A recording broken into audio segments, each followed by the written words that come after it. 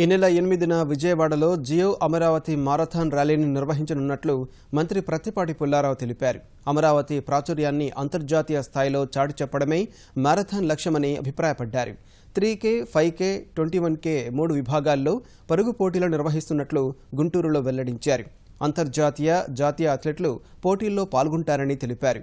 Vijayawada municipal స్టేడియంలో ప్రారంభమయ్యే marathon rally ప్రకాశం బ్యారేజీ మీదుగా మంతిన సత్యనారాయణ నివాస సముదాయం వరకు కొనసాగనుంది. జనవరి 8న మార్నింగ్ 6 గంటలకి సుమారు 10,000 మందితోటి అమరావతి మారథాన్.